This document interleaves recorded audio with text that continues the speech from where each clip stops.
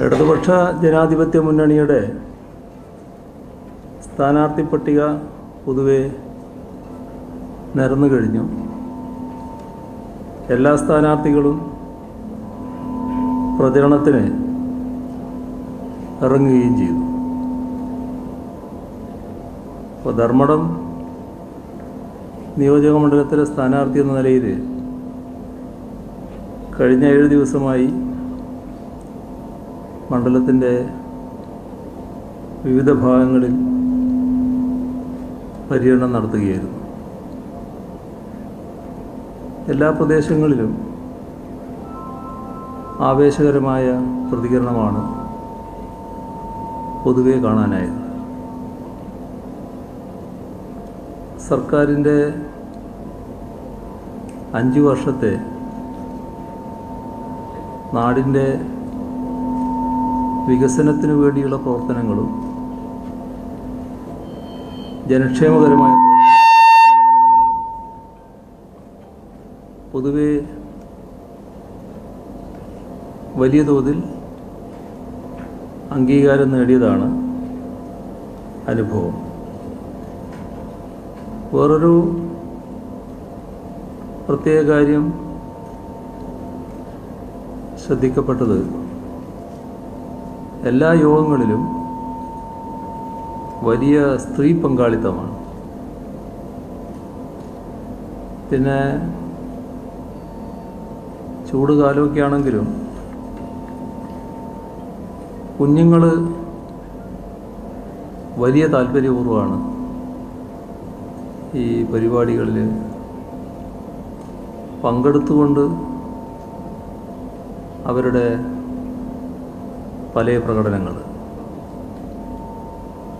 ഇത്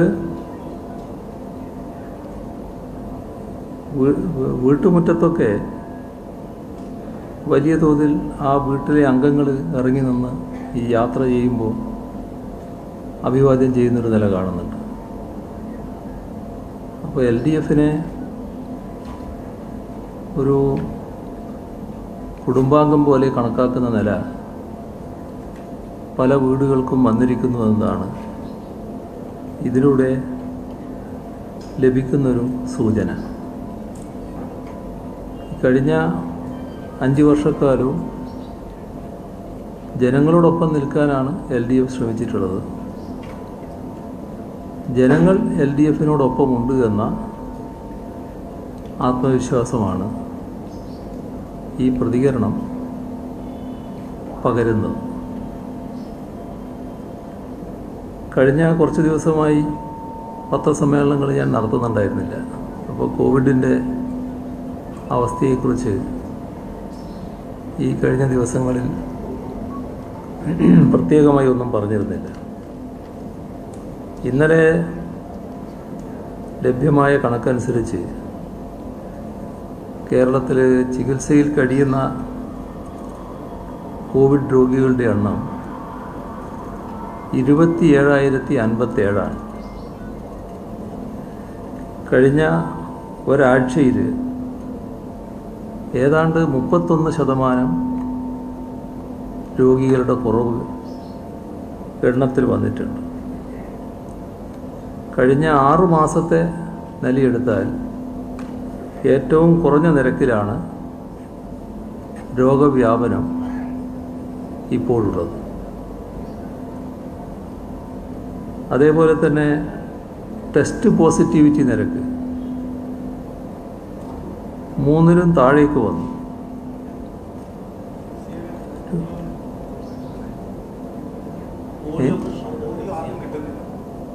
അത് ശരി.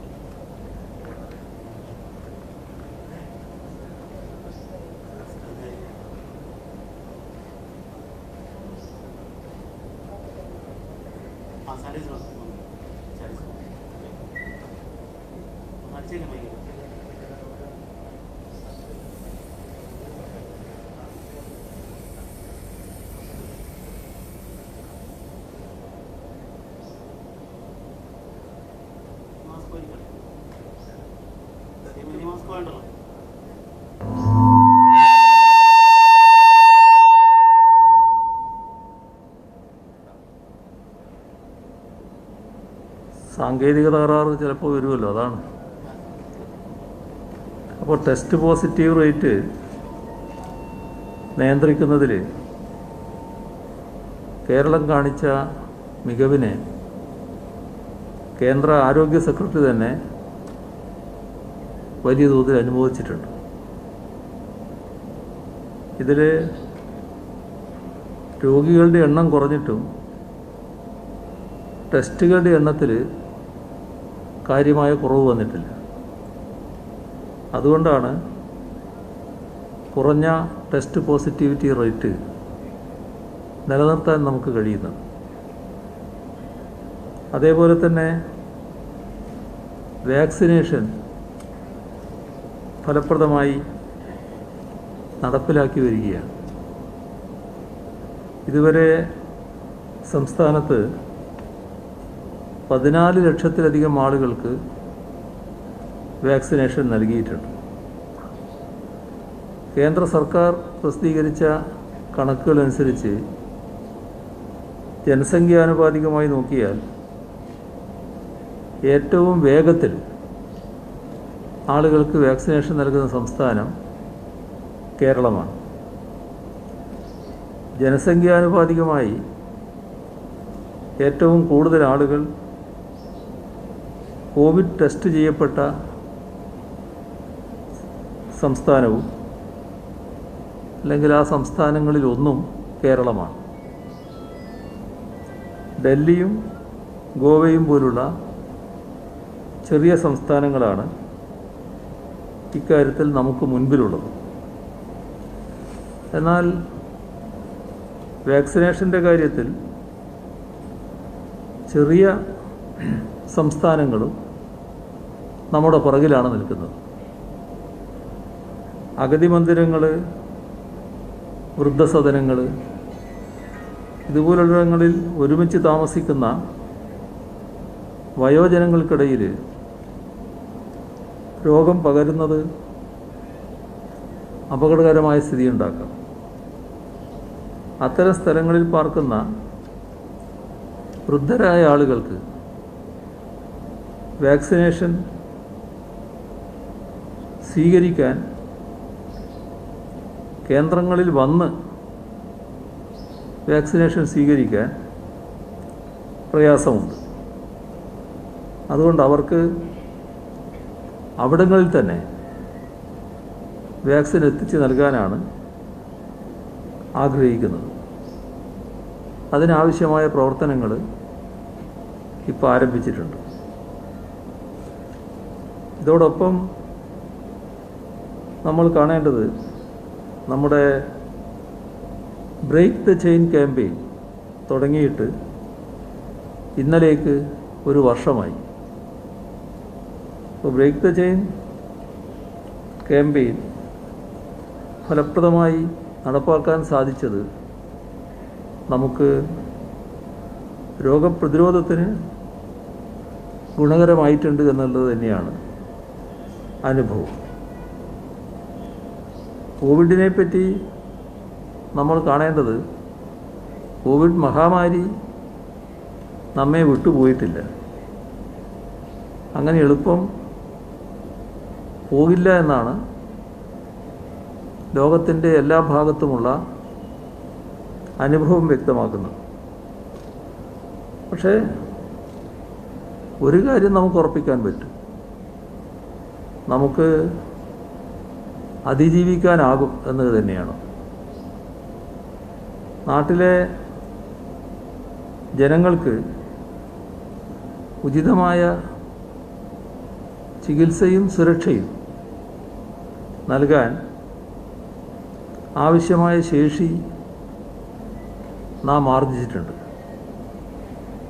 അതുകൊണ്ട്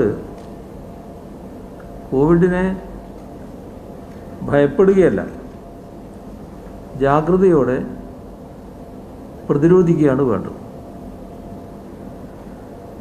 തെരഞ്ഞെടുപ്പ് കാലമായതുകൊണ്ട് ജനങ്ങൾ പരസ്പരം ഇടപഴകുന്നതിൻ്റെ തോത് വർദ്ധിക്കും. അപ്പോൾ ശ്രദ്ധിക്കേണ്ടത് ഓരോ ഇടപെടലും ജാഗ്രതയോടെ വേണം. തന്നിൽ നിന്ന് രോഗം മറ്റൊരാളിലേക്ക് എത്തില്ല എന്ന നിർബന്ധം, അത്തരമൊരു നിർബന്ധ ബുദ്ധി ഓരോരുത്തരും കാണിക്കലാണ് പ്രധാനം. അതോടൊപ്പം നമ്മുടെ അന്തരീക്ഷത്തിൽ ചൂട് വല്ലാതെ വർദ്ധിക്കുക. പകൽ സമയത്ത് താപനില കൂടുന്നത് പല വിധത്തിലുള്ള ആരോഗ്യ പ്രശ്നങ്ങൾക്ക് കാരണമായേക്കാം. നമ്മുടേത് ഉയർന്ന അന്തരീക്ഷ ആർദ്രതയുള്ള ഒരു തീരദേശ സംസ്ഥാനമാണ്. അതുകൊണ്ട് തന്നെ സൂര്യാഘാതം, സൂര്യാതാപം, നിർജ്ജലീകരണം ഇത്തരത്തിലുള്ള ഗുരുതരമായ പ്രശ്നങ്ങൾക്ക് സാധ്യതയുണ്ട്. അപ്പോൾ ശ്രദ്ധിക്കേണ്ട കാര്യം, പകൽ 11 മണി മുതൽ 3 മണി വരെയുള്ള സമയത്ത് നേരിട്ട് സൂര്യപ്രകാശം ഏൽക്കുന്നത് ഒഴിവാക്കണം. കുടിവെള്ളം എപ്പോഴും കയ്യിൽ കരുതിയിരിക്കണം. പരമാവധി ശുദ്ധജലം കുടിക്കണം. ദാഹം തോന്നുന്നില്ല എങ്കിലും ഇടയ്ക്ക് വെള്ളം കുടിക്കണം. പുറത്തേക്കിറങ്ങുമ്പോൾ കുടയോ തൊപ്പിയോ വെയിലത്ത് ഇറങ്ങേണ്ടി വരുമ്പോൾ ധരിക്കുന്നതൊരു ശീലമാക്കണം. ഇത്തരം കാര്യങ്ങൾ ഈ ഘട്ടത്തിൽ എല്ലാവരും ശ്രദ്ധിക്കുന്നത് നന്നാവും. ചൂട് പരമാവധി എത്തുന്നത് നട്ടുച്ചക്കാണ്. അപ്പോൾ ആ ഘട്ടത്തിൽ പാചകത്തിലേർപ്പെടുന്നത് ഒഴിവാക്കാൻ ശ്രദ്ധിക്കണം. അതേപോലെ തന്നെ പ്രായമായവർ, കുട്ടികൾ, മറ്റ് രോഗമുള്ളവർ, ഇത് പ്രത്യേകമായി അവശത എന്തെങ്കിലും അനുഭവിക്കുന്നവർ പകൽ 11 മണി മുതൽ നേരത്തെ പറഞ്ഞ 3 മണി വരെ നേരിട്ട് സൂര്യപ്രകാശം ഏൽക്കാതിരിക്കാൻ പ്രത്യേകം ശ്രദ്ധിക്കണം. അതായത് ഇവർക്ക് എളുപ്പത്തിൽ സൂര്യാഘാതം ഏൽക്കാനിടയുണ്ട്. അപ്പോൾ ഇവരുടെ കാര്യത്തിൽ പ്രത്യേക ശ്രദ്ധ പുലർത്തേണ്ടി വരും. അതോടൊപ്പം തന്നെ തൊഴിലാളികൾക്ക് സൂര്യാഘാതം ഏൽക്കാനുള്ള സാധ്യത കണക്കിലെടുത്ത് സൂര്യപ്രകാശം നേരിട്ട് ഏൽക്കേണ്ടി വരുന്ന തൊഴിൽ സമയം പുനഃക്രമീകരിക്കാൻ തൊഴിൽദാതാക്കൾ സന്നദ്ധമാകണം. ഇപ്പോൾ തെരഞ്ഞെടുപ്പ് കാലമായതുകൊണ്ട് തെരഞ്ഞെടുപ്പ് പ്രവർത്തനത്തിൽ ഇതൊന്നും വകവെക്കാതെ ഇറങ്ങുന്നൊരു സാഹചര്യം സാധാരണ ഉണ്ടാകാറുണ്ട്. പക്ഷേ അങ്ങനെ ഇറങ്ങുന്ന തെരഞ്ഞെടുപ്പ് പ്രവർത്തകർ, രാഷ്ട്രീയ പ്രവർത്തകരായാലും പൊതുപ്രവർത്തകരായാലും തെരഞ്ഞെടുപ്പ് ഉദ്യോഗസ്ഥരായാലും അവരെല്ലാം ഈ കാര്യം പ്രത്യേകം ശ്രദ്ധിക്കണം. അപ്പോൾ സൂര്യാഘാതം ഏൽക്കാതിരിക്കാനുള്ള മുൻകരുതൽ എല്ലാവരും സ്വീകരിക്കേണ്ടതായിട്ടുണ്ട്. ഇവിടെ കേരളത്തിലെ രാഷ്ട്രീയ രംഗം പരിശോധിച്ചാൽ LDFന് ലഭിക്കുന്ന ജനപിന്തുണ LDFന് എതിരാളികളെ വല്ലാതെ ആശങ്കയിലാക്കിയിട്ടുണ്ട്. അതുകൊണ്ടാണ് കൃത്രിമമായി ചില പ്രതീകങ്ങൾ സൃഷ്ടിച്ച് ചർച്ച അത്തരം കാര്യങ്ങളിൽ തളച്ചിടാൻ അവർ ശ്രമിക്കുന്നത്.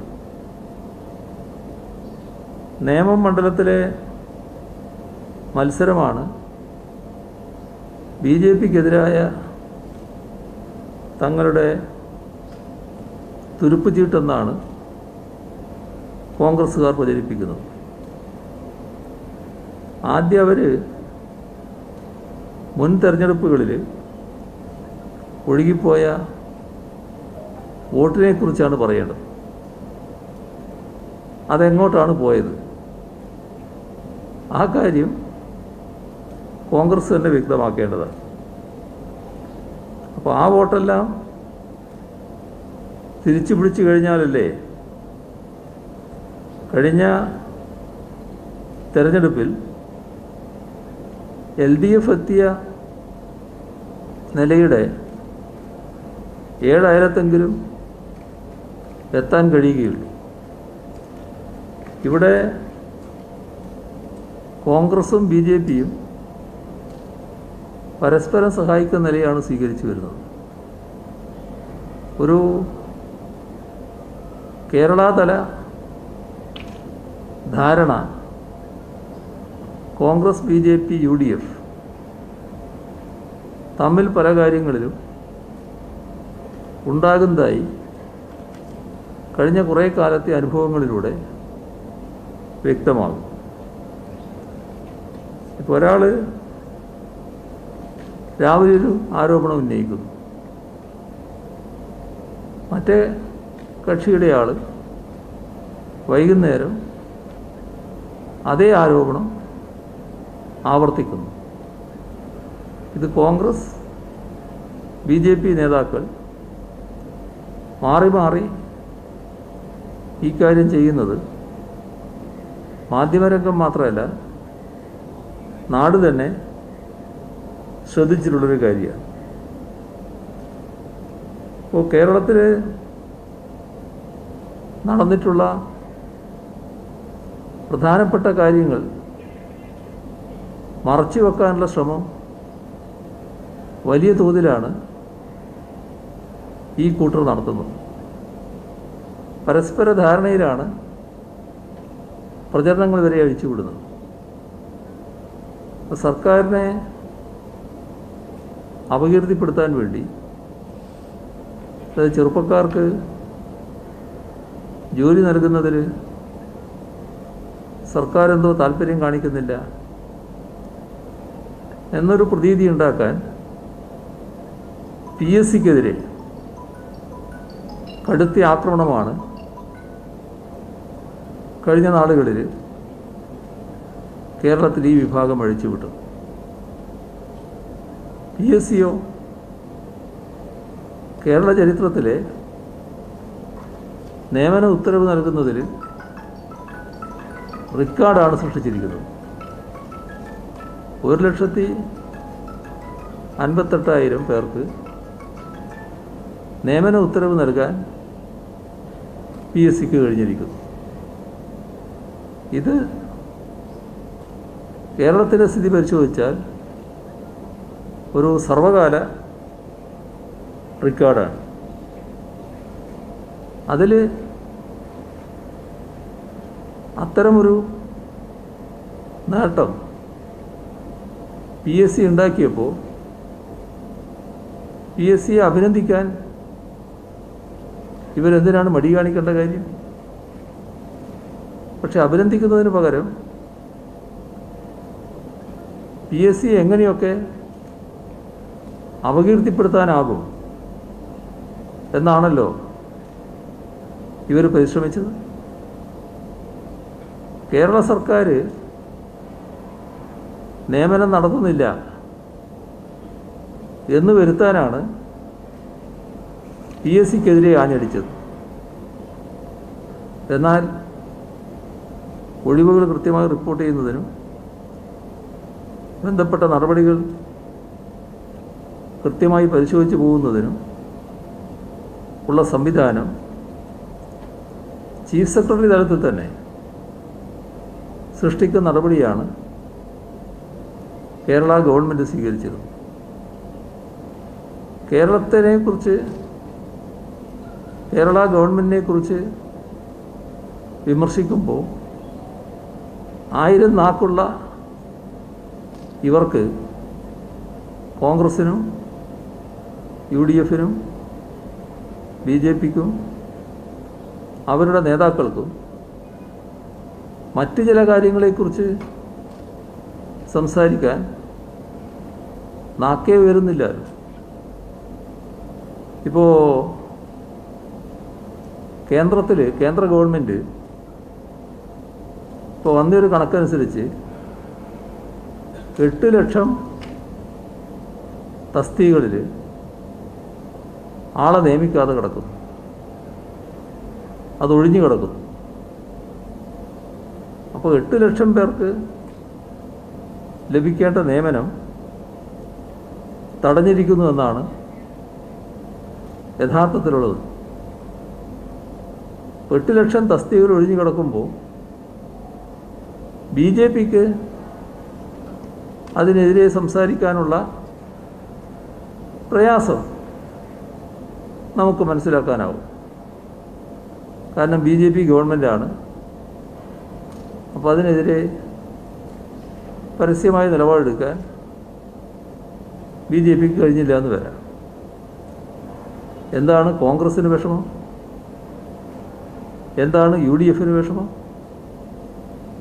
8 ലക്ഷം തസ്തികകൾ ഒഴിഞ്ഞാൽ അതൊഴിഞ്ഞിരിക്കുന്നുവെന്ന് പറയാനും നിയമനം നടത്തണമെന്ന് ആവശ്യപ്പെടാനും സാധാരണ നിലക്ക് കോൺഗ്രസ്സിനും UDF-നും അവയുടെ നേതാക്കൾക്കും കഴിയണ്ടേ?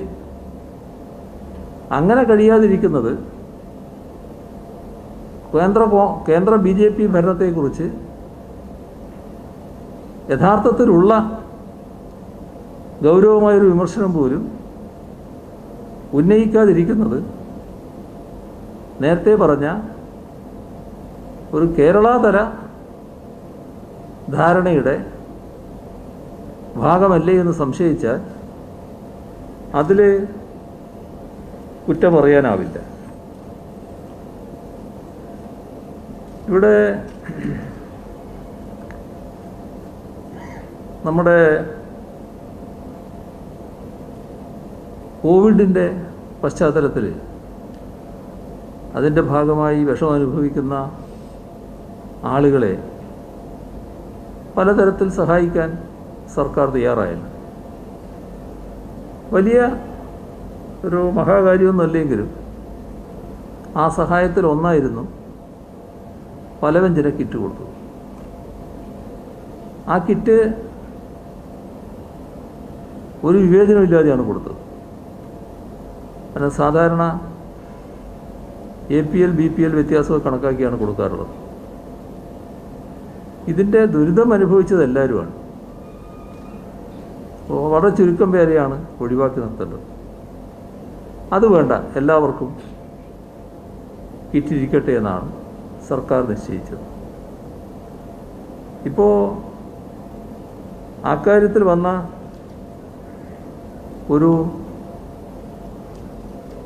വിമർശനം ഇത് മുഴുവൻ കേന്ദ്ര ഗവൺമെൻറ് കൊടുത്തതാണ്, ഇത് സംസ്ഥാനം കൊടുത്തു എന്ന് പറയുകയാണ്. ഒന്നാമത് ഞങ്ങളാരും ഇത് സംസ്ഥാന സർക്കാരിൻ്റെ വകയാണെന്ന് പറഞ്ഞ് കൊട്ടിഘോഷിക്കാൻ പോയിട്ടില്ല. നമ്മുടെ കേരളത്തിൽ അതുമായി ബന്ധപ്പെട്ട് അനാവശ്യമായ പ്രചരണത്തിനും പോയിട്ടില്ല. പക്ഷേ വസ്തുതയുണ്ടല്ലോ, സംസ്ഥാനത്തിൻ്റെതാണല്ലോ. ഇപ്പോൾ കേന്ദ്ര ഗവൺമെൻറ് കിറ്റാണ് എന്ന് പറയുന്നവർ എന്നാൽ മറ്റ് സംസ്ഥാനങ്ങളിൽ ഇത് കൊടുക്കണ്ടേ? ബി ജെ പി ഭരിക്കുന്ന സംസ്ഥാനങ്ങളില്ലേ? എല്ലാത്ത സംസ്ഥാനങ്ങളും ഇല്ലേ? അപ്പോൾ കാര്യങ്ങളെ എങ്ങനെയൊക്കെ വക്രീകരിക്കാം, ഉള്ളതിനെ എങ്ങനെ ഇല്ലാതാക്കാം, ഇതാണ് കേരളത്തിലെ കോൺഗ്രസിൻ്റെയും ബി ജെ പിയുടെയും യു ഡി എഫിൻ്റെയും നേതാക്കൾ ചെയ്തുകൊണ്ടിരിക്കുന്ന കാര്യം. ഒരു കാര്യം മനസ്സിലാക്കേണ്ടത്, നമ്മുടെ സംസ്ഥാനത്തായാലും രാജ്യത്തായാലും വർഗീയതയ്ക്കെതിരെ ഉറച്ച നിലപാടെടുക്കൽ പ്രധാനമാണ്. അത് ജനങ്ങൾ കൃത്യമായി വിലയിരുത്തുന്നുണ്ട്. മതനിരപേക്ഷതയുടെ സംരക്ഷണം നാം എല്ലാവരും പ്രധാനമായി കാണുന്നുണ്ട്. ആ സംരക്ഷണം, അതിൻ്റെ ഉരക്കല്ല് വർഗീയതയോടുള്ള വിട്ടുവീഴ്ചയില്ലാത്ത സമീപനമാണ് എന്നത് ഓർക്കേണ്ടതാണ്.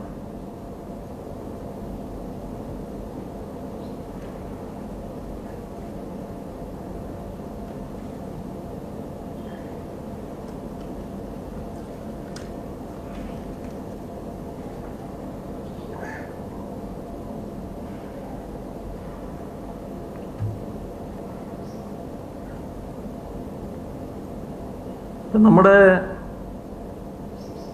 സംസ്ഥാനത്ത് നിന്ന് പാർലമെൻറ്റിലേക്ക് ഇത്തവണ കൂട്ടത്തോടെയാണല്ലോ എം പിമാർ കേരളത്തിൽ നിന്ന് പോയിട്ടുള്ളത്. നമ്മൾ ചിന്തിക്കേണ്ട ഒരു കാര്യം, ബി ജെ പിക്കെതിരെ പലതരത്തിലുള്ള പ്രക്ഷോഭങ്ങൾ നടക്കുന്നുണ്ട്. അപ്പോൾ അതിലൊന്നാണ് ഇപ്പോൾ നടക്കുന്ന കർഷക സമരം. രാജ്യത്തിൻ്റെ ശ്രദ്ധ വലിയ തോതിൽ പിടിച്ചു പറ്റിയ ഒരു സമരമാണ്. ഇപ്പോൾ കഴിഞ്ഞ ദിവസം അതിൻ്റെ 100 ദിവസം പൂർത്തിയായി. ഈ കോൺഗ്രസിൻ്റെ എം പിമാരിൽ എത്ര പേരാണ് ആ സമരത്തിൽ പോയത്? എന്തേ അത്തരമൊരു കർഷക സമരത്തിൽ പങ്കുചേരാൻ കോൺഗ്രസിൻ്റെ എം പിമാർക്ക് മനസ്സ് വരാതിരുന്നത്? എന്നാൽ ഇടതുപക്ഷത്ത് നോക്കണം. ഇടതുപക്ഷം അതിൻ്റെ നേതൃനിരയിൽ തന്നെയുണ്ടല്ലോ, എല്ലാ കാര്യങ്ങളിലും കാണാൻ കഴിയുന്നുണ്ടല്ലോ. ഒരു ഇത്തരം കാര്യങ്ങളിലുള്ള വ്യത്യാസം ബി ജെ പിയോടുള്ള സമീപനത്തിൽ തന്നെ പ്രകടമാവുകയാണ്. അപ്പോൾ ബി ജെ പിയെ ചെറുക്കാൻ നമ്മുടെ രാജ്യത്തെ ജനങ്ങൾ പല സംസ്ഥാനങ്ങളിലും കോൺഗ്രസിനെ വിജയിപ്പിക്കുന്ന നില സ്വീകരിച്ചിട്ടുണ്ടല്ലോ. എന്താണ് അവർക്ക് വന്ന അനുഭവം? പലയിടത്തും അങ്ങനെ വിജയിച്ചു വന്ന കോൺഗ്രസ് എന്ത് നിലപാടാണ് എടുത്തത്? ജനഹിതം അട്ടിമറിച്ചുകൊണ്ട് തങ്ങളെ തന്നെ ബി ജെ പിക്ക് വിൽക്കുന്ന കാഴ്ചയല്ലേ കാണാൻ കഴിഞ്ഞത്? ഇപ്പോൾ ഗോവയിൽ ഒറ്റക്കക്ഷി എന്ന നിലക്ക് കോൺഗ്രസ് ആയിരുന്നില്ലേ വലിയ കക്ഷി? യഥാർത്ഥത്തിൽ ഗവൺമെൻറ് രൂപീകരിക്കാൻ അവകാശവാദം ഉന്നയിക്കാൻ എണ്ണം അവർക്ക് വന്നല്ലോ. ഏറ്റവും വലിയ കക്ഷി എന്ന നിലക്ക് പാർലമെൻ്ററി ജനാധിപത്യത്തിൽ അതല്ലേ സമ്പ്രദായം. എന്നാൽ ജയിച്ചു വന്ന കോൺഗ്രസ് എം എൽ എമാർ ഇരുന്നില്ലാലോ. അതിനു മുൻപ് തന്നെ കൂട്ടത്തോടെ ബി ജെ പിയിലേക്ക് പോവുകയില്ലേ ചെയ്തു. ബി ജെ പി സർക്കാർ രൂപീകരിക്കുന്നതിന് ആവശ്യമായ ബലം കോൺഗ്രസ് അല്ലേ ഉണ്ടാക്കി കൊടുത്തത്. ഇത് ഒരു ഗോവയുടെ കാര്യത്തിൽ മാത്രമല്ലല്ലോ. ഇപ്പോൾ മണിപ്പൂർ, മധ്യപ്രദേശ്, കർണാടക, നമ്മുടെ ഇവിടുന്ന് മാഹി നിന്നാണല്ലോ പുതുച്ചേരി തുടങ്ങുന്നത്. പുതുച്ചേരി എത്ര പ്രധാനികളാണ് പുതുച്ചേരിയിൽ അവസാനം കോൺഗ്രസ് വിട്ട് ബി ജെ പിയുടെ കൂടെ പോയത്? ഇതേ രീതിയിലല്ലെങ്കിലും നാഗാലാൻഡ്, അരുണാചൽ പ്രദേശ്, ത്രിപുരയിൽ കോൺഗ്രസ് നിയമസഭാ പാർട്ടി ആകെ ബി ജെ പി ആയി മാറുകയല്ലേ ചെയ്തു. അപ്പോൾ ഇത്തരത്തിലുള്ള വ്യത്യസ്ത രീതികൾ അരങ്ങേറിയതല്ലേ നമ്മുടെ രാജ്യത്തിൻ്റെ അനുഭവം. അപ്പോൾ ഇന്ത്യൻ ജനാധിപത്യത്തെ വിലക്ക് വാങ്ങാവുന്ന വിൽപ്പന ചരക്കാക്കി ബി ജെ പി മാറ്റിയിരിക്കുകയാണ്. ആ കച്ചവടത്തിൽ വിലക്ക് വാങ്ങാൻ കഴിയുന്ന വസ്തുവായി കോൺഗ്രസ് തങ്ങളെ തന്നെ ചുരുക്കിയിരിക്കുന്നു. എത്ര ഉയർന്ന വില കൊടുക്കാനും ബി ജെ പി തയ്യാറാണ് എന്ന് നേരത്തെയുള്ള ചില വാർത്തകളിലൂടെ വ്യക്തമായിട്ടുണ്ട്. ആവശ്യമായ പണം അതിനുവേണ്ടി അവർ സമാഹരിച്ച് വെച്ചിട്ടുമുണ്ട്. അപ്പോൾ എത്ര വലിയ വിലക്കാണ് തങ്ങളെ തന്നെ വിൽക്കാൻ കഴിയുക?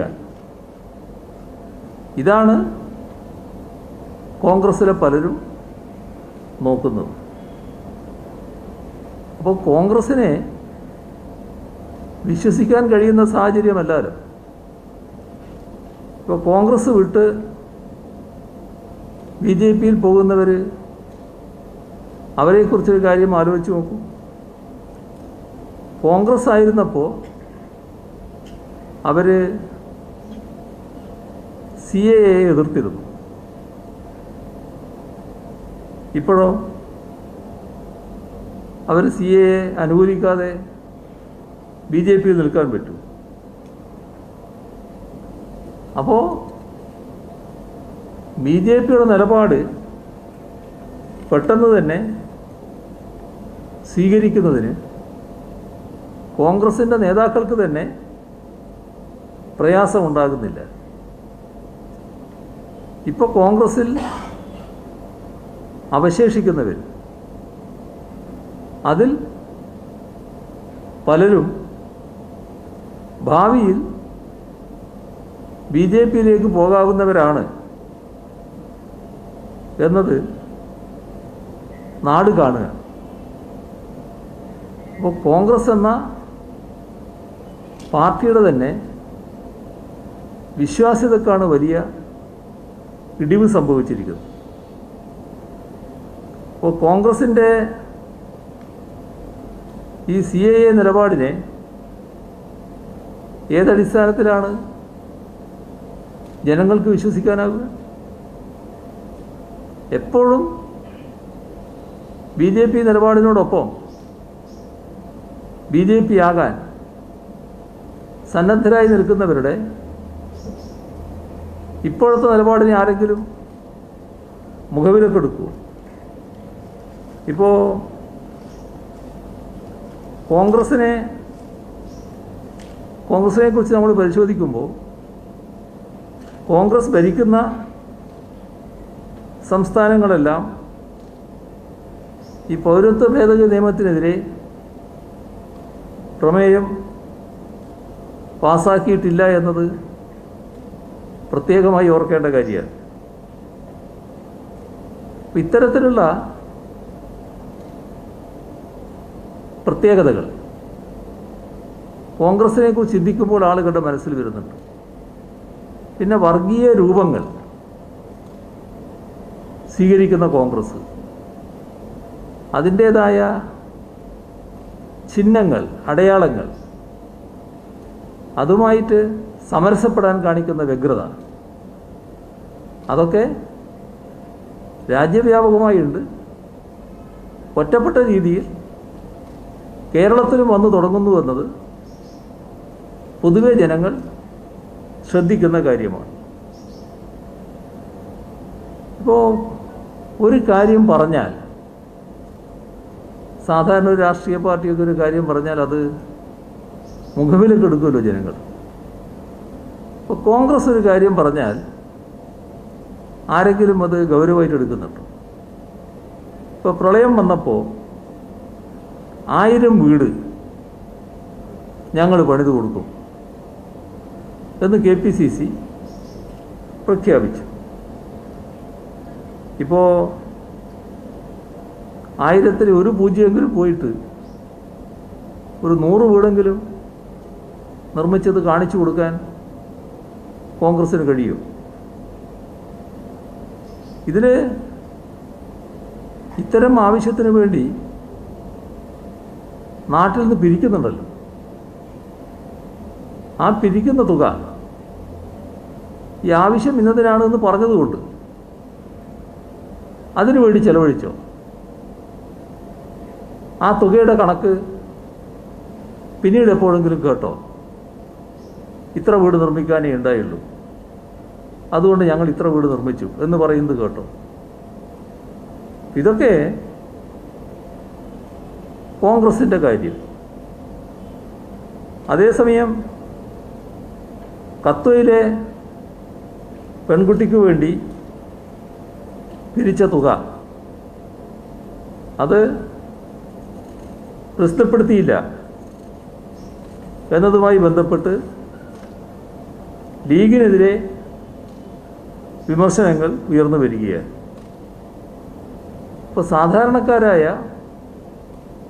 കോൺഗ്രസ്സുകാരും ലീഗുകാരുമൊക്കെ ഇത്തരം കാര്യങ്ങളിൽ വലിയ തോതിൽ അതൃപ്തിയുള്ളവരാണ്. പല കാര്യങ്ങളും ഗൗരവമായി ഇത്തരം ആളുകൾ എടുക്കുന്നുണ്ട് എന്നുള്ളത് നേതൃത്വം ഉൾക്കൊള്ളുന്നില്ല എന്നാണ് കാണേണ്ടത്. അപ്പോൾ അതിൻ്റെ ഭാഗമായി തന്നെ അണികളിൽ വലിയ അതൃപ്തി രൂക്ഷമായിക്കൊണ്ടിരിക്കുന്നുണ്ട്. ഇപ്പോൾ നിയമത്തെക്കുറിച്ച് പറയുമ്പോൾ പുതിയ ശക്തനെ ഇറക്കിയത് തന്നെ ഒരു യഥാർത്ഥ പോരാട്ടത്തിനാണോ അല്ല ഇവർ തമ്മിലുള്ള ഒരു ഒത്തുകളിയുടെ ഭാഗമാണോ എന്നത് വരും ദിവസങ്ങൾ കൊണ്ടേ വ്യക്തമാവും. കാരണം അതുമായി ബന്ധപ്പെട്ട് നേരത്തെയുള്ള അനുഭവം വളരെ വിഷമബോധം ഉണ്ടാക്കുന്ന ഒന്നാണ്. കേരളത്തിൽ ആദ്യമായി BJPക്ക് ഒരു സീറ്റ് ഉണ്ടാക്കി കൊടുത്തത്, BJPയുടെ ഭാഷയിൽ താമര വിരിയാൻ അവസരമൊരുക്കിയത് ആരായിരുന്നു എന്നുള്ളത് നമ്മൾ കണ്ടതാണ്. സ്വന്തം വോട്ട് BJPക്ക് കൊടുത്തുകൊണ്ട് അതിൻ്റെ അവസരം ഉണ്ടാക്കുകയായിരുന്നു. അവിടെയാണ് ആ കഴിഞ്ഞ തെരഞ്ഞെടുപ്പിൽ UDFന് കിട്ടിയ വോട്ട് എത്രയായിരുന്നു എന്നത് ചിന്തിക്കേണ്ടത്. 2011 ഉണ്ടായിരുന്ന വോട്ട് എന്തുകൊണ്ട് 16 ലഭിച്ചില്ല? തങ്ങളുടെ വോട്ട് ലഭിച്ചാണ് BJP സ്ഥാനാർത്ഥി ജയിച്ചത് എന്ന് കോൺഗ്രസ്സിന് സമ്മതിക്കേണ്ടി വരികയല്ലേ? അപ്പോൾ അത്തരമൊരു കാര്യം സംഭവിച്ചതിൽ അത് കോൺഗ്രസിൻ്റെ വേറൊരാളെ ജയിപ്പിക്കുന്നതിന് വേണ്ടിയുള്ള ഒത്തുകളിയാണെന്ന് കേരളത്തിൽ അപ്പോൾ തന്നെ വ്യക്തമാണ്. എന്നാൽ പുതിയ സാഹചര്യം വന്നപ്പോൾ അന്നൊരു തെറ്റ് സംഭവിച്ചു, തെറ്റായിപ്പോയി. ആ തെറ്റ് ഏറ്റുപറയാൻ ഇതേവരെ കോൺഗ്രസ് തയ്യാറായിട്ടുണ്ടോ? യഥാർത്ഥത്തിൽ നമ്മുടെ മതനിരപേക്ഷ കേരളത്തിൻ്റെ പ്രതിച്ഛായ തകർക്കുന്നതിനല്ലേ കോൺഗ്രസ് കൂട്ടുനിന്നത്? അപ്പോൾ മതേതര കേരളത്തോട് മാപ്പ് പറയേണ്ട ഒരു കാര്യമല്ലേ അത്? ഇവിടെ ചില ഭാഗത്ത് കാര്യങ്ങൾ പരിശോധിച്ചാൽ നമുക്കൊരു വ്യക്തത കിട്ടില്ലല്ലോ. ഇപ്പോൾ തിരുവനന്തപുരം കോർപ്പറേഷനിലെ കോൺഗ്രസ് സീറ്റുകൾ എവിടെ പോയി? എന്താണ് സംഭവിക്കുന്നത്? അപ്പോൾ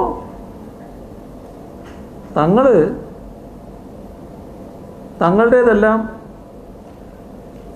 BJPക്ക് സമ്മാനിച്ചു. അങ്ങനെ BJPയെ വളർത്തി. ആ രീതിയിൽ ഒരു കുറ്റസമ്മതം നടത്താൻ കോൺഗ്രസ് തയ്യാറാകുമോ? ഇതേ നേമത്ത് ഒരു നെടുങ്കാട് ഡിവിഷനുണ്ട്. ആ നെടുങ്കാട് ഡിവിഷനിലെ UDFന് 1169 വോട്ടായിരുന്നു നേരത്തെ. അത് കഴിഞ്ഞ തെരഞ്ഞെടുപ്പിൽ 74ആയി. 1169 വോട്ടുണ്ടായിരുന്ന ഒരു മുന്നണി 74ആയി ചുരുങ്ങുന്ന നിലയാണ് കാണുന്നത്. അപ്പോൾ കഴിഞ്ഞ 2 തെരഞ്ഞെടുപ്പുകളിലും നേമത്ത് വർഗീയ ശക്തികൾക്കെതിരെ ഇടതുപക്ഷം വിട്ടുവീഴ്ചയില്ലാതെ പോരാടുകയാണ് ചെയ്തത്. അതിൽ കഴിഞ്ഞ തവണ പരിശോധിച്ചാൽ LDF വോട്ട് വർദ്ധിച്ചു. അത് ഈ നിരന്തരമായ പോരാട്ടത്തിൻ്റെ ഭാഗമായി തന്നെ സംഭവിച്ചതാണ്. കഴിഞ്ഞ തവണ നേമത്ത് UDFന് കിട്ടിയത് 13,860 വോട്ട്. ഇപ്പോൾ 2 തെരഞ്ഞെടുപ്പുകളിൽ UDFൽ നിന്ന് ചോർന്നു പോയത് 47,024 വോട്ട്. ഇതെല്ലാം സംസാരിക്കുന്ന കണക്കുകളാണ്. ഈ കണക്കിൽ എല്ലാമുണ്ട്. കഴിഞ്ഞ തവണ LDFന് നേമത്ത് കിട്ടിയത് 59,142 വോട്ട്. അപ്പോൾ നേമത്ത് ആരാണ് മുന്നിട്ട് നിൽക്കുന്നതെന്ന് പ്രത്യേകിച്ച് പറയേണ്ടതുണ്ടോ? ആരാണ് നേമത്തെ ശക്തനായ സ്ഥാനാർത്ഥി എന്ന് പ്രത്യേകിച്ച് പറയേണ്ടതുണ്ടോ? കടുത്ത പോരാട്ടം അത് LDF തന്നെയാണ് നേമത്ത് കാഴ്ചവെക്കുന്നതെന്ന് ആർക്കും അറിയാവുന്ന കാര്യമല്ല. ഇവിടെ വർഗീയതയ്ക്കെതിരായ പോരാട്ടം എന്നത് തെരഞ്ഞെടുപ്പ് കാലത്തെ ഒരു കൺകെട്ട് വിദ്യയല്ല. ഞങ്ങൾ അങ്ങനെ അതിനെ കാണുന്നില്ല. ഇടതുപക്ഷത്തിന് മതനിരപേക്ഷത സംരക്ഷിക്കാനുള്ള നിരന്തരമായൊരു സമരത്തിൻ്റെ ഭാഗമാണത്. ഇവിടെ മതനിരപേക്ഷ രാഷ്ട്രവും മതനിരപേക്ഷ കേരളവും. മതനിരപേക്ഷ കേരളം നമുക്ക് അഭിമാനപൂർവം രാജ്യത്തിന് മുന്നിൽ സമർപ്പിക്കാൻ കഴിയുന്ന ഒന്നാണ്. അതിനെ തകർക്കാൻ ആര് വന്നാലും ഞങ്ങൾ അതിന് സമ്മതിക്കില്ല. മതേതര കേരളത്തിന് ഇടതുപക്ഷം നൽകുന്ന ഉറപ്പ് തന്നെയാണ്. ഇവിടെ ഒരു പ്രത്യേകത കൂടി പറയാനുള്ളത്, തൊഴിലന്വേഷകർക്ക് രജിസ്റ്റർ ചെയ്യാനുള്ള പോർട്ടൽ ഇക്കഴിഞ്ഞ ഫെബ്രുവരി 9 ഉദ്ഘാടനം ചെയ്തിരുന്നു. ഇതിൻ്റെ വിവരങ്ങൾ നേരത്തെ പറഞ്ഞതാണ്. നാട്ടിലുള്ള അഭ്യസ്തവിദ്യരായ ആളുകൾ ഈ പോർട്ടൽ രജിസ്റ്റർ ചെയ്യുക. അഭ്യസ്തവിദ്യരായ ധാരാളം ആളുകളുണ്ട്. വർക്ക് ഫ്രം ഹോം എന്ന പുതിയ പ്രവർത്തന രീതി വന്നിട്ടുണ്ടല്ലോ. അതിൽ നിന്നാണ് ഇങ്ങനൊരു ആശയം ഉടലെടുത്ത് വന്നത്. അതിൻ്റെ ഭാഗമായി ധാരാളം പ്രത്യേകിച്ച് സ്ത്രീകൾ, നല്ല പ്രൊഫഷണലുകൾ, ഉന്നത വിദ്യാഭ്യാസ യോഗ്യതയുള്ളവർ, നേരത്തെ ജോലി എടുത്തവർ എല്ലാം വീടുകളിൽ കഴിയുന്നുണ്ട്. സ്ത്രീകളല്ലാത്തവരുമുണ്ട്. അപ്പോൾ എല്ലാവർക്കും രജിസ്റ്റർ ചെയ്യാവുന്നൊരു പോർട്ടൽ, അതായത് വർക്ക് ഫ്രം ഹോം എന്നത് കൂടുതൽ വിപുലീകരിച്ചുകൂടെ എന്ന ആശയത്തിൽ നിന്നാണ് വരുന്നത്. ഇത്തരമൊരു പോർട്ടൽ വരുന്നതോടുകൂടി ലോകത്തെ തൊഴിൽദാതാക്കളായ കമ്പനികളെയെല്ലാം ബന്ധപ്പെടും. അവർക്കാവശ്യമുള്ള ആളുകളെ ഈ പോർട്ടൽ വഴി കണ്ടെത്താൻ പറ്റും. അപ്പോൾ അവർ പോർട്ടലിനെ സമീപിക്കും. KDISCാണ് പോർട്ടലിൻ്റെ എല്ലാ കാര്യങ്ങളും നിർവഹിക്കുന്നത്. അപ്പോൾ ഒരു കമ്പനിക്ക് എത്ര ആളാണോ വേണ്ടത് അവർ പറഞ്ഞാൽ ഈ പറഞ്ഞ യോഗ്യതയുള്ള ആളുകളെ കമ്പനിയുടെ മുന്നിൽ സ്വാഭാവികമായും ഇന്ന ആളുകളാണുള്ളത് എന്ന് പറഞ്ഞ് എത്തിക്കും. അപ്പോൾ അവർക്ക് യോഗ്യത അനുസരിച്ച് എടുക്കാം. മറ്റൊരു കാര്യം കൂടി ചെയ്യും. സർക്കാർ ഇവർക്ക് ആവശ്യമായ നൈപുണ്യ വികസനം നൽകും, അതിനുള്ള പരിശീലനം നൽകും. അപ്പോൾ നൈപുണ്യ വികസന പരിശീലനം പഠിച്ച് കുറേ കാലമായി അല്ലെങ്കിൽ തൊഴിലെടുത്തിട്ട് കുറേ കാലമായി, അപ്പോൾ അവരുടെ നൈപുണ്യത്തിന് കുറച്ചൊരു മങ്ങൽ വന്നിട്ടുണ്ടാകും. അതൊന്ന് പുതുക്കാനുള്ള പരിശീലനവും നൽകും. അപ്പോൾ ഇത് പറയാൻ കാരണം, ഇപ്പോൾ ഈ പോർട്ടൽ വഴി 32 പേർക്ക് ഏണസ്റ്റ് ആൻഡ് യങ് എന്ന മൾട്ടിനാഷണൽ കമ്പനിയിൽ ജോലി ലഭിച്ചിരിക്കുകയാണ്. അവർക്ക് robotic process automation, software testing, data science, ഈ മേഖലകളിലായിരുന്നു ആളുകൾ വേണ്ടത്. കുറച്ച് പേരേ വേണ്ടു.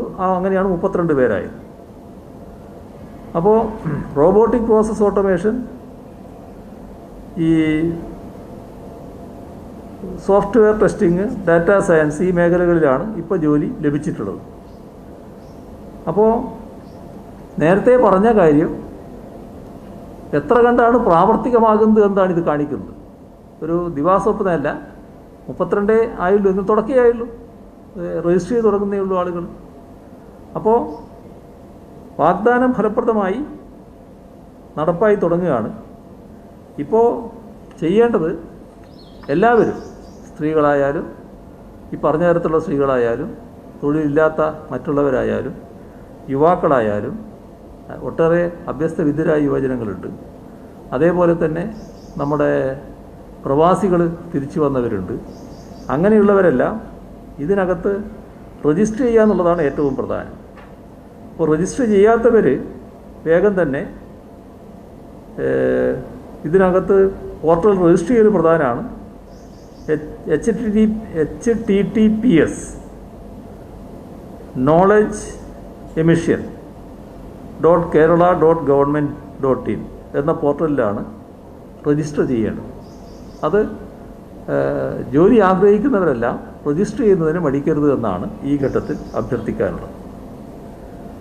ഇതിൽ ആവശ്യമായ പരിശീലനം നൽകുന്നതിനുള്ള നടപടികൾ കൂടി ഗവൺമെൻറ് സ്വീകരിച്ചു വരുന്നുണ്ട്. ഇതാണ് പൊതുവെ പറയാനുള്ള കാര്യങ്ങൾ. കോൺഗ്രസിന്റെ പട്ടിക വന്നതിന് ശേഷം ഒരു തലമുണ്ടനം തലസ്ഥാനത്ത് നടന്നു. ഇപ്പൊ ഏറ്റവും ഒടുവിൽ അല്പം മുൻപ് KPCC പ്രസിഡന്റ് പറഞ്ഞത് അതൊരു നാടകമായിരുന്നു എന്നാണ് ലതിക സുഭാഷിനെതിരെ പറഞ്ഞിരിക്കുന്നത്. ഇത് ഒരു പാർട്ടിയുടെ അകത്ത കാര്യമാണെങ്കിലും സംസ്ഥാനത്തിന്റെ പൊതുവിലുള്ള പ്രതിച്ഛായ ഇത് ദേശീയ മാധ്യമങ്ങളിലും മറ്റും പ്രത്യേകിച്ച് രാഷ്ട്രീയ രംഗത്ത് വലിയ രീതിയിലുള്ള കേരളത്തിനൊരു സെറ്റ് ബാക്ക് ഇതുണ്ടാക്കിയിട്ടില്ല. എങ്ങനെയാണ് CM അതിനെ കാണുന്നത്? ഇതിൽ സാധാരണ നിലക്ക് ഒരു പാർട്ടിയുടെ കാര്യമാണ്. ഞാൻ അതിൽ പ്രതികരിക്കേണ്ട ആളല്ല. പക്ഷേ നാം ശ്രദ്ധിക്കേണ്ട ഒരു കാര്യം, ഈ ആ പാർട്ടിയുടെ മഹിളാ വിങ്ങിൻ്റെ സംസ്ഥാനത്തെ പ്രധാനിയായിരിക്കുന്ന ഒരു സഹോദരിക്ക് ഇങ്ങനെയൊരു നിലപാടെടുക്കേണ്ടി വന്നിരിക്കുന്നു. മാത്രമല്ല അവർ വളരെ മനോവേദനയോടെ പൊട്ടിക്കരഞ്ഞുകൊണ്ട് കാര്യങ്ങൾ പറയുന്നതും കാണാനിടയായി. അപ്പോൾ ആ കാര്യത്തിൽ ഉള്ള പ്രതികരണം അതൊരു രാഷ്ട്രീയ നേതൃത്വത്തിൻ്റെ പക്വതയോടെ ആയോ എന്ന സംശയം എനിക്കുണ്ട്. ആ സംശയം ഞാൻ പങ്കുവെക്കുകയാണ്. മറ്റു കാര്യങ്ങൾ പറയാൻ ഞാനാണല്ല.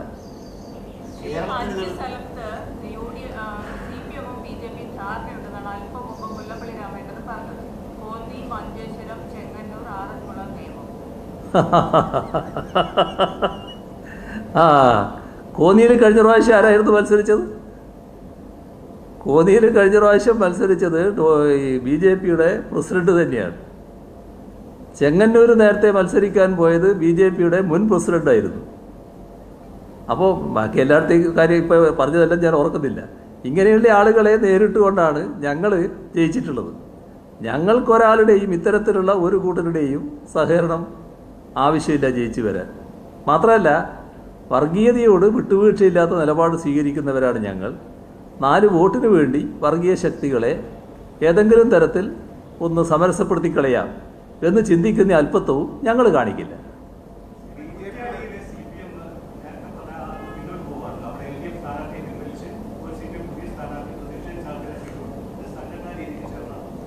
കുറ്റ്യാടിയിലുണ്ടായ പ്രശ്നം പിന്നെ പ്രത്യേക രീതിയിലുള്ളതാണ്. ഞങ്ങൾ മുന്നണിയുടെ ഭാഗമായി സീറ്റ് വിഭജനം നടത്തി.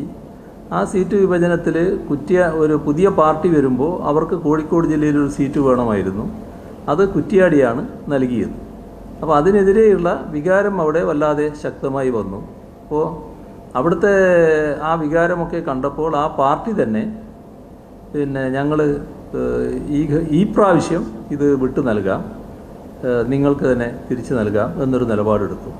ഞങ്ങളത് സന്തോഷപൂർവ്വം സ്വീകരിച്ചു. നല്ല ഉദാര മനസ്കരായിട്ടാണ് അവർ നിലപാട് സ്വീകരിച്ചത്. സാധാരണ സീറ്റ് വിഭജനം നടന്നാൽ അങ്ങനെ ഒരു നിലപാട് പിന്നെ ഒരു ഘടകകക്ഷി സ്വീകരിക്കില്ല. അത് വളരെ നല്ലൊരു മനോഭാവമായിരുന്നു. ആ മനോഭാവത്തെ ഞങ്ങൾ ശ്ലാഘിക്കുന്നു. ഏതായാലും അങ്ങനെ വന്നപ്പോൾ നിങ്ങൾ സ്ഥാനാർത്ഥി അവിടെ കണ്ടോളൂ എന്നുള്ള നില അവിടുത്തെ പ്രാദേശിക നേതൃത്വത്തോട് പറഞ്ഞു. അങ്ങനെയാണ് ജില്ലാ കമ്മിറ്റി ഈ ഇപ്പോൾ ഉള്ള സ്ഥാനാർത്ഥിയെ കണ്ടിരിക്കുന്നത്. അതാണ് ഉണ്ടായത്. എല്ലാവരും പറയും, ഒരാൾ പറയുന്നു എന്തോ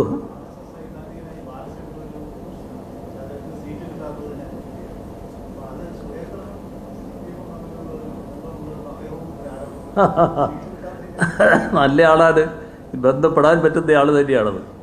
ഇതെല്ലാം നാട്ടിലെല്ലാവർക്കും അറിയാവുന്ന കാര്യമില്ല. അദ്ദേഹത്തിന് എന്താ അങ്ങനെ, അദ്ദേഹം പൊതുവിൽ അങ്ങനെ ഒരു വിടുവായനല്ല എന്നാണ് ഞാൻ കേട്ടിട്ടുള്ളത്. എനിക്ക് വളരെ അടുത്ത പരിചയമൊന്നും ഇല്ലെങ്കിലും ഈ ഒരു വിടുവായനല്ല എന്നാണ് കേട്ടിട്ടുള്ളത്. എന്താണ് അങ്ങനെ പറഞ്ഞതെന്ന് എനിക്ക് മനസ്സിലാകുന്നില്ല. ഓ അത് ശരി, അതായിരിക്കും യഥാർത്ഥത്തിൽ പറഞ്ഞത്.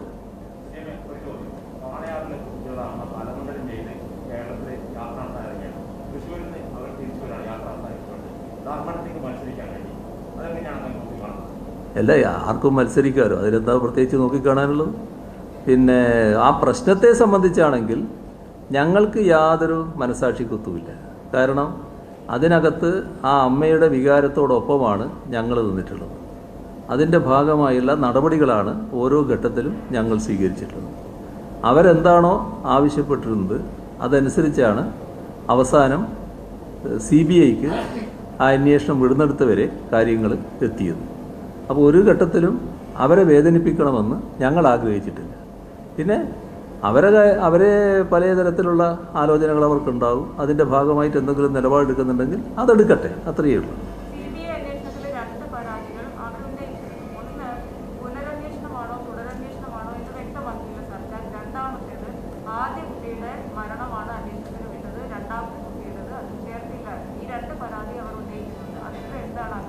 CBIയുടെ അന്വേഷണത്തിന് കാര്യങ്ങൾ വിട്ടു.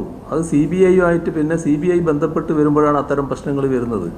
അവരെ ആരൊക്കെയോ എന്തൊക്കെയോ പറഞ്ഞ് തെറ്റിദ്ധരിപ്പിക്കുന്നതിന് അതിൻ്റെ ഭാഗമായിട്ട് എന്തെങ്കിലും പറയുന്നതിന് ഞാൻ മറുപടി പറഞ്ഞിരിക്കേണ്ട കാര്യമില്ല. ഇപ്പോൾ അത് CBIക്ക് വിട്ടിരിക്കുകയാണ്. CBIയുടെ അന്വേഷണമാണ് അതിൽ നടക്കേണ്ടത്.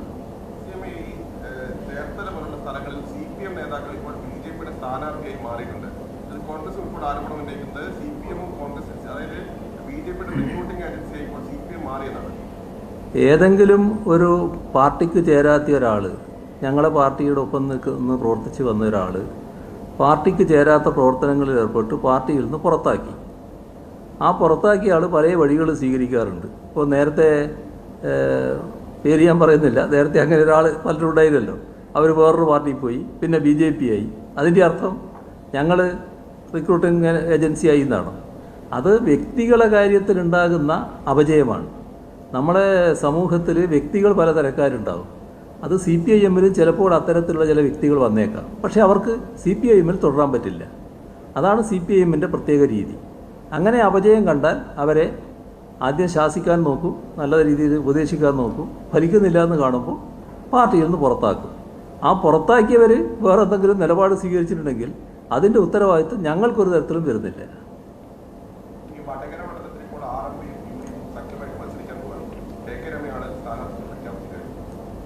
അവർ മുൻപും അവിടെ സ്ഥാനാർത്ഥിയായിട്ടില്ലേ? അതിൽ എത്രമാത്രം പ്രശ്നം എന്താ? അവിടെ സാധാരണ നിലക്ക് നല്ല മത്സരം നടക്കും. LDF ജയിച്ച മണ്ഡലമാണ്. നല്ല രീതിയിൽ തന്നെ അവിടെ ജയിച്ചു വരും.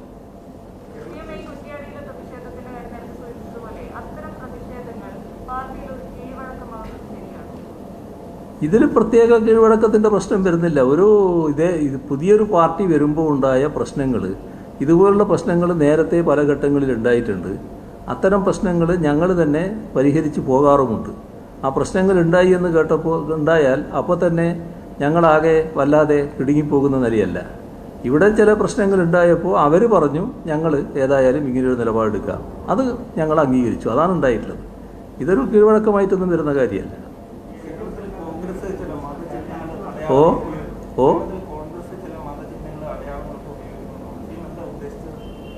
അല്ല, അത് ഞാൻ വ്യക്തമാക്കേണ്ടെന്നുള്ളതുകൊണ്ടാണല്ലോ പേരുകളൊന്നും പറയാതിരുന്നത്.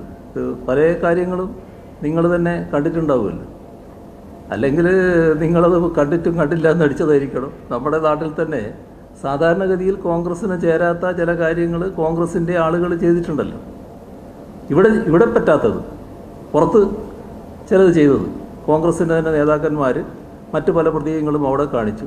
അതിവിടെ ആവർത്തിക്കുന്നത് കണ്ടല്ലോ. അപ്പോൾ മെല്ലെ മെല്ലെ ഇങ്ങോട്ടും ആ സ്വഭാവം വരുന്നു എന്നാണ് ഞാൻ പറഞ്ഞത്. ഞാൻ പ്രത്യേക ആളെ പേരൊന്നും എടുത്ത് പറയാൻ ആഗ്രഹിക്കാത്തതുകൊണ്ടാണ് പേര് പറയാതിരുന്നത്.